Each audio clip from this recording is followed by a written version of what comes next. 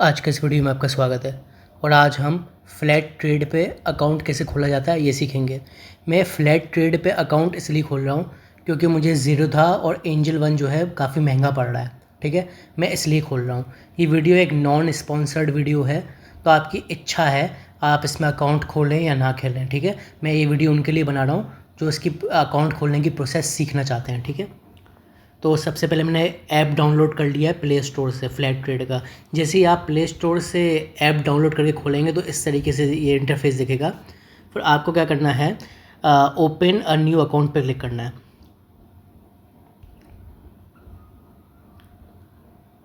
अब यहाँ पे आपको साइन अप करना है। अगर आपको साइन अप करना है तो इसके लिए सबसे पहले आपको अपना फ़ोन नंबर डालना पड़ेगा। मैं डाल लेता हूँ।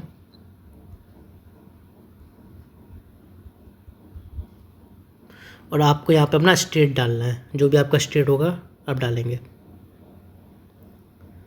और यहाँ पे आप राइट क्लिक करेंगे टर्म्स एंड कंडीशंस को एक्सेप्ट करके और दबाएंगे सेंड ओटीपी। अब देखिए आपके जो मोबाइल नंबर आपने डाला है उस पर एक ओटीपी आएगा। मुझे आ गया है, मैं डाल लेता हूँ।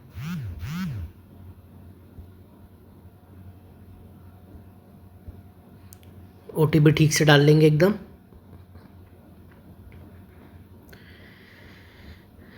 थोड़ा वेट करेंगे। अब देखिए, अब हमें क्या करना है, अपना ईमेल डालना है। यहाँ पे जिस ईमेल आईडी से मतलब आप बनाएंगे वो ईमेल आईडी डालनी है हमें यहाँ पे। तो मैं डाल लेता हूँ। और अब आपको क्लिक करना है सेंड ओटीपी। अब आपकी ईमेल आईडी पे भी एक ओटीपी आएगा, तो आपको अपनी ईमेल चेक करनी है, जो भी ईमेल आईडी आपने डाली है, और फिर इसमें जो ओटीपी बताया आपको वो यहाँ पे डालना है। ठीक है, मेरे ईमेल आ चुका है, मैं ओटीपी डाल रहा हूँ। अब यहाँ का भी मैंने ईमेल वाला ओटीपी भी डाल दिया है और ये प्रोसेस हो रहा है। अब यहाँ पे आपको क्या करना है, आपको यहाँ पे अपना पैन कार्ड का जो नंबर है वो डालना है। ठीक है, तो अपना पैन कार्ड का नंबर डाल देंगे। अब यहाँ दबा देंगे वेरीफाई। अब जैसे आप वेरीफाई दबा देंगे तो आपका जो पैन कार्ड है वेरीफाइड हो जाएगा। ठीक है, इसके बाद आपको अपनी डेट ऑफ बर्थ डालनी है।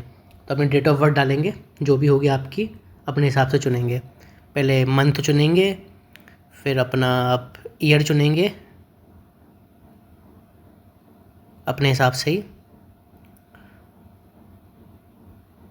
और तारीख चुनेंगे। अपनी डेट ऑफ बर्थ डालने के बाद एक बात याद रखिएगा, जो आपकी date of birth PAN card में है वही सेम होनी चाहिए डेट ऑफ बर्थ। ठीक है ना, यहाँ दबा देंगे वेरीफाई। अब आप यहाँ दबाएंगे कंटिन्यू। अब आपको अपना केवाईसी करना है।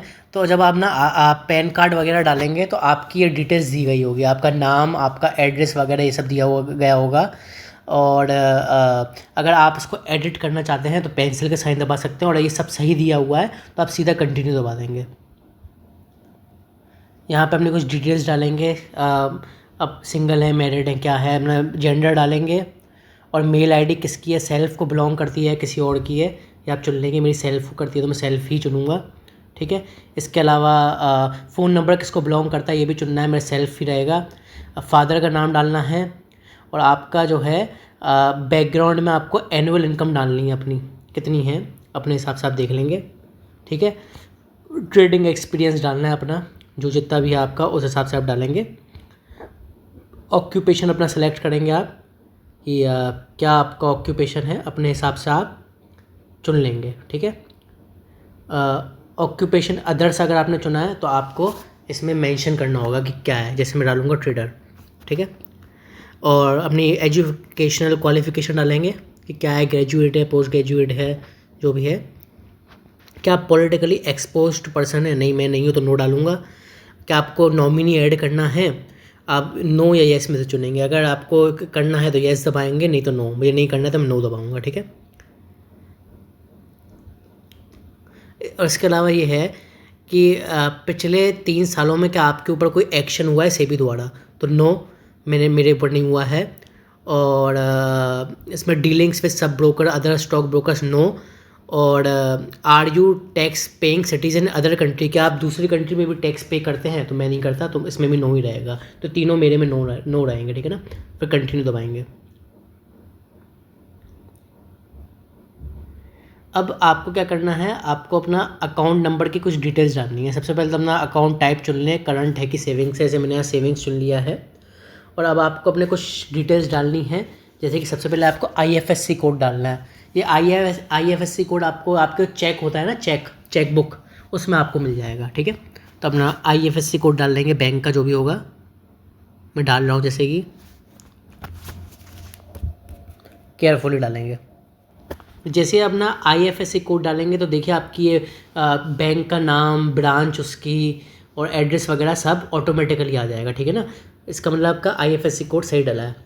फिर आपको इसके बाद क्या करना है, अपना अकाउंट नंबर डालना है। जो भी आपका अकाउंट नंबर होगा सावधानी से डालेंगे। अब आपको जो अकाउंट नंबर आपने अभी ऊपर डाला था उसको री एंटर करना है, दोबारा से डालते हैं।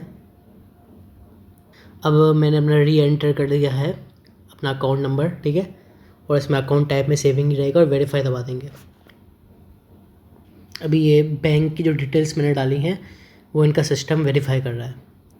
अब ये कह रहे हैं कि हमने आपकी जो बैंक है वो सक्सेसफुली वेरीफाई कर ली है। अब मैं दबाऊंगा कंटिन्यू, ठीक है। अब आपको ये चुनना है कि आपको किस किस सेगमेंट में काम करना है, जिसमें से कैश और म्यूचुअल फंड तो बाय डिफ़ॉल्ट लगा ही रहेगा। इसमें आपको ये भी चुनना है आपको फ्यूचर्स एंड ऑप्शंस में काम करना है कि नहीं, करेंसी में करना है कि नहीं, कमोडिटी में करना है कि नहीं। आपको उस हिसाब से टिक लगा देना है। इन्होंने ये बताया है कि आप कैश सेगमेंट में, फ्यूचर्स एंड ऑप्शंस में, करेंसी में और कमोडिटी में 0 ब्रोकरेज चार्जेस हैं, ठीक है। अब ये पूछ रहे हैं कि आपको DIS स्लिप बुक की ज़रूरत है, तो DIS स्लिप बुक की ज़रूरत नहीं है, तो मैं दबाऊँगा नो, ठीक है। और अब ये पूछ रहे हैं क्या आपको whether you are required to transact EDIS transaction for sale obligation, मतलब कि आपको EDIS तरीके से आप अपने शेयर्स बेचना चाहते हैं, मतलब ऑथराइज़ करते हैं ना, उस तरीके से बेचना चाहते हैं कि नहीं। मैं उसी तरीके से चाहता हूँ कि पहले मैं ऑथराइज़ करूँ EDIS ट्रांजैक्शन से, तो मैं येस लगे रहने दूँगा इसका, ठीक है। इसके अलावा सेटलमेंट पूछ रहे हैं, ये क्वार्टरली लेने दूँगा मैं, सेटलमेंट क्वार्टरली चाहिए, और दबाऊँगा कंटिन्यू। रिस्क डिस्क्लोजर है जो आपको एक्सेप्ट करना पड़ेगा, ठीक है, सेबी की तरफ से। अब ये है आपकी बैंकिंग डिटेल्स हैं।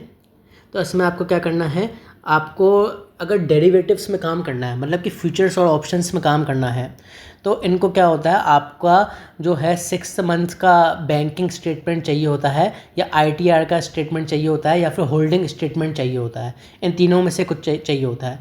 अब या तो आप इसको ऑटोमेटिकली मतलब ये फैच कर लें आपका डेटा, तो आप पहला वाला ऑप्शन चुनेंगे, या फिर आप अपलोड फाइनेंशियल प्रूफ दबा सकते हैं, जिसमें आपको अपलोड करना होगा। इसे प्रूफ टाइप में आप चुनेंगे कि क्या चाहिए आपको, मतलब बैंक का स्टेटमेंट लास्ट 6 मंथ का, ITR copy last financial year की, नेटवर्थ सर्टिफिकेट, होल्डिंग स्टेटमेंट, या तो ये सब, या फिर आप ऑटोमेटिकली फैच दबा देंगे। अगर ऑटोमेटिकली फैच दबा देंगे तो आपको अपलोड नहीं करना पड़ेगा। ऑटोमेटिकली फैच में आपका बैंक का नाम दिया होगा, आपका मोबाइल नंबर दिया होगा, और ये पूछ रहे हैं is this your bank registered mobile number, क्या ये ऊपर जो मोबाइल नंबर दिया है आपके बैंक का रजिस्टर्ड है, तो आप ये दबाएंगे येस। अगर आपका बैंक का रजिस्टर्ड नहीं होगा है मोबाइल नंबर, तो ये ऑटोमेटिक फैच नहीं कर पाएगा, ठीक है। फिर दबाएंगे हम कंटिन्यू।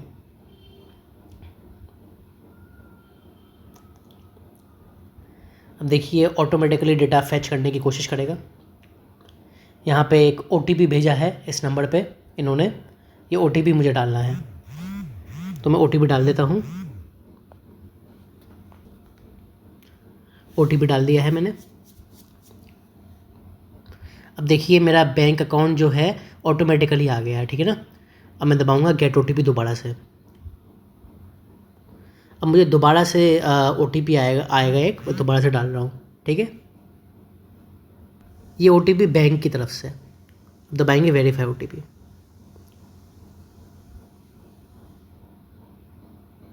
अब ये पूछ रहे हैं कि ये हम स्टेटमेंट लेंगे, आप कंसेंट दीजिए, तो हम दबाएंगे प्रोसीड। तो ये फाइनेंशियल प्रूफ जो होता है फैच कर रहे हैं, थोड़ा वेट करेंगे हम। ये भी चांसेस हैं कि ऑटोमेटिकली फैच नहीं कर पाए आपका फाइनेंशियल प्रूफ, तो ऐसे में आपको मैन्युअली अपलोड करना पड़ेगा। अभी हम देखते हैं, उन्होंने कर लिया हालांकि ऑटोमेटिकली, तो ठीक है हम कंटिन्यू दबाएंगे।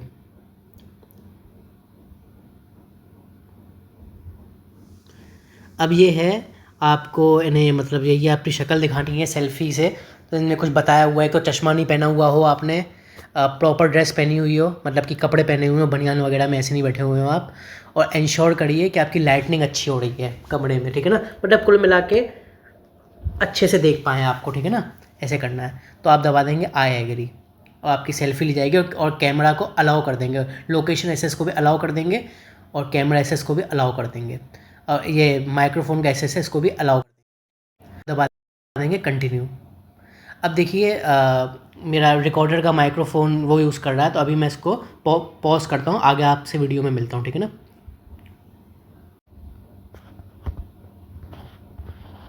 तो दोस्तों मैंने जो है सेल्फी जो होती है सबमिट कर दी है। अब मैं दबाऊंगा कंटिन्यू, ठीक है, वो मेरा काम हो गया। अब आपको क्या करना है, अपना सिग्नेचर यहाँ पे अपलोड करना है। अब सिग्नेचर के लिए आप क्या करेंगे, एक ब्लैंक पेपर में आप सिग्नेचर करके उसका पिक क्लिक कर लेंगे, फ़ोटो क्लिक कर लेंगे, अपने फ़ोन में रख लेंगे और यहाँ अपलोड कर देंगे। एक बात याद रखिएगा कि जो सिग्नेचर है वो एक वाइट पेपर पे होना चाहिए, सादे वाइट पेपर पे, और या तो ब्लू पेन या फिर ब्लैक पेन से ही सिग्नेचर होना चाहिए। ये सिग्नेचर जो है आपके पैन कार्ड से भी मैच करना चाहिए। अपलोड करते हैं सिग्नेचर। तो यहाँ ऑप्शन दिया है कुछ एडिट वगैरह करना हो तो, अब मैं दबा दूंगा सेव। 5 MB से कम होना चाहिए तभी अपलोड हो पाएगा, नहीं तो नहीं हो पाएगा, ठीक है। यहाँ अपलोड हो चुका है। अब मैं दबाऊंगा कंटिन्यू। तो अब आपको क्या करना है, आपको ई साइन करना है, या आपकी सारी डिटेल्स दी गई हैं, date of birth, PAN card number, आपका एड्रेस वगैरह ये सब दिया हुआ है, और आपकी bank details, profile details, IVP और डॉक्यूमेंट अपलोड भी दिए हुए हैं। अब दबाएंगे प्रोसीड टू ई साइन।